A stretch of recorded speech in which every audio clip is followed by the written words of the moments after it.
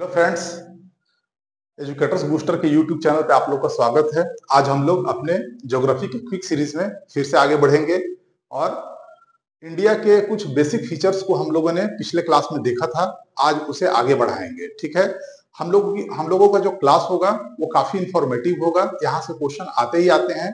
ठीक, मैं हर तरह के एग्जाम के क्वेश्चंस पे नजर रखता हूँ, कहाँ से क्वेश्चंस बनते हैं। और ज्योग्राफी में आपको ये बात पता होना चाहिए कि इंडियन ज्योग्राफी से क्वेश्चंस के बनने की टेंडेंसी बहुत हाई है, बहुत अधिक है। ठीक है, अधिक क्वेश्चन इंडियन ज्योग्राफी से आते हैं। वर्ल्ड ज्योग्राफी से भी क्वेश्चन आते हैं, लेकिन इंडियन ज्योग्राफी एक अपना खास महत्व रखता है। ठीक है, क्वेश्चंस के पूछे जाने के ट्रेंड के हिसाब से। तो बेसिक फीचर में हम लोगों ने कुछ देखा था, आज उसे आगे बढ़ाएंगे। तो आइए देरी न करते हुए हम लोग इस चीज को स्टार्ट करें।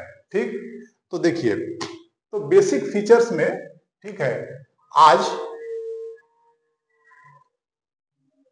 इंडियन ज्योग्राफी के हम जो देखने वाले हैं वो ये देखेंगे कि भारत जो है वो विश्व में मतलब क्षेत्रफल की दृष्टि से क्या उसकी मतलब की रैंकिंग है।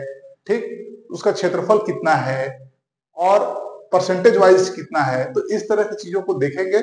क्या है कि इस तरह के छोटे छोटे क्वेश्चंस जो है ना, ये एग्जाम में आपके 2 या 3 स्टेटमेंट वाइज भी आ जाते हैं। ठीक, तो इसे हम लोगों को करना है। देखिए, तो सबसे पहले हम लोग एक मैप ड्रॉ करेंगे।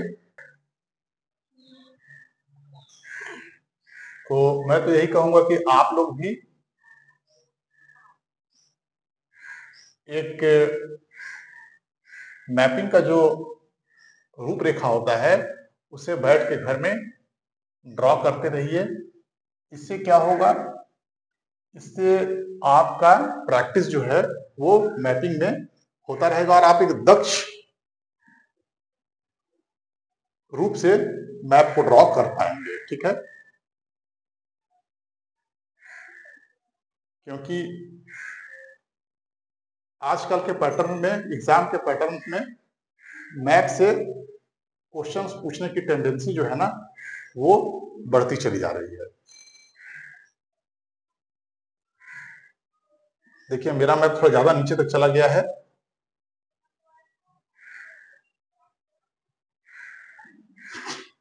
तो ये है इंडिया, ठीक है, भारत। अब देखिए इस मैप को ध्यान से देखिए।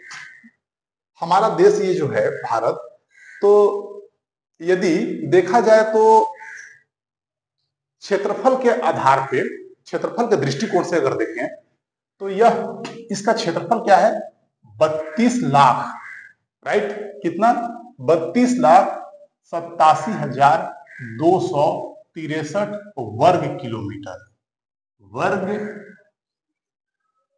किलोमीटर, यह भारत का क्षेत्रफल है।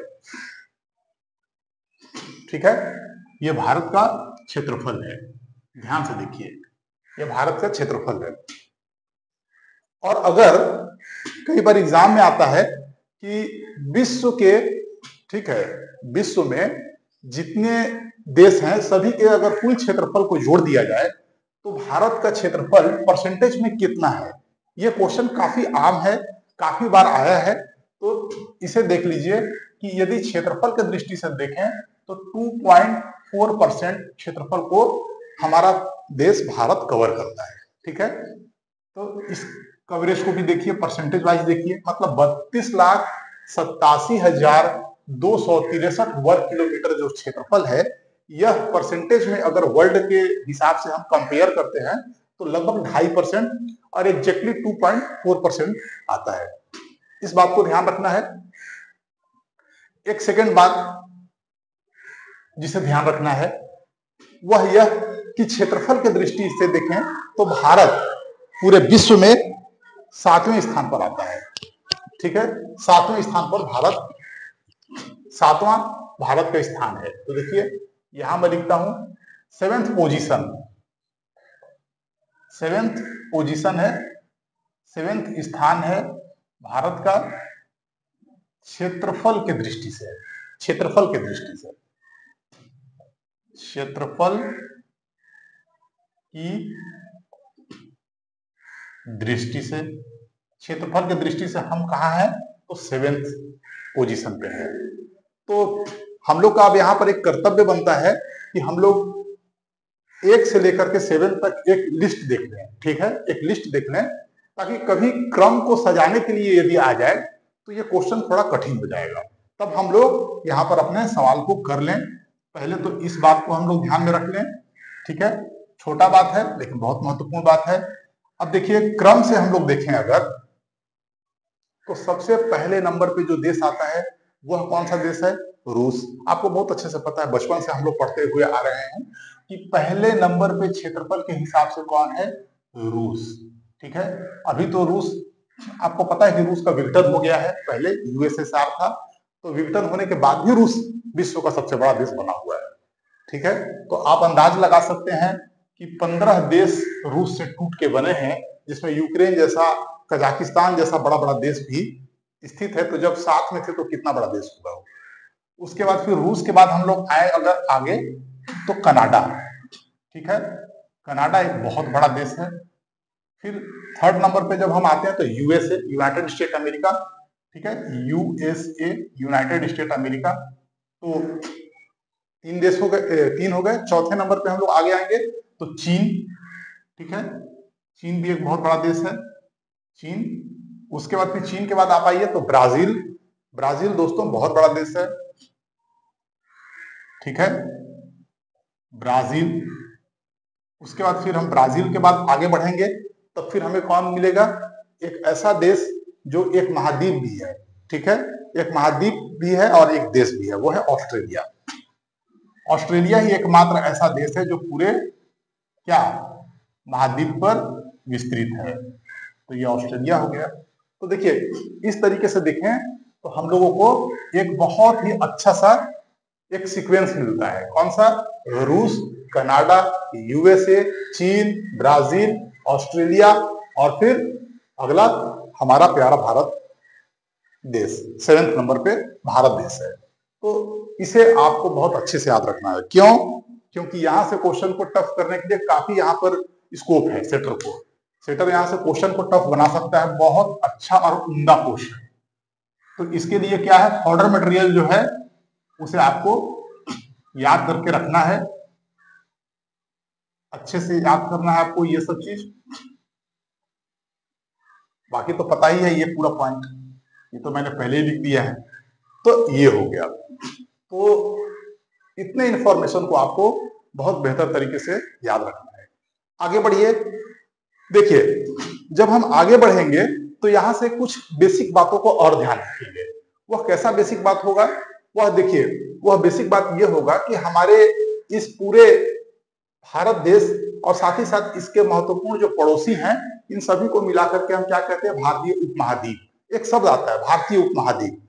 तो यह शब्द क्या है? भारतीय उपमहाद्वीप, जैसे हम कहते हैं भारतीय उपमहाद्वीप, भारतीय उपमहाद्वीप, या इसे ही क्या कहते हैं? इंडियन सब कॉन्टिनेंट। इंग्लिश में क्या कहते हैं? इंडियन सब कॉन्टिनेंट। देखिए इसका एक अपना ना विशेष महत्व है इस शब्द का। इस शब्द का विशेष महत्व यह है कि भारत और उसके जो पड़ोसी देश हैं, जैसे कि नेपाल, देखिए पड़ोसी देशों पे एक अलग कक्षा होगी और काफी विस्तृत होगी। यहाँ पर तो बहुत बेसिक बात मैं बताने जा रहा हूँ। और ये है भूटान, ठीक है, क्या? भूटान। तो नेपाल, भूटान। देखिए यहाँ पर कौन है? बांग्लादेश, बांग्लादेश। तो ये 3 हो गए, ठीक है। यहां पर हमारा कौन है? यहां पर आपको पता है श्रीलंका, ठीक है।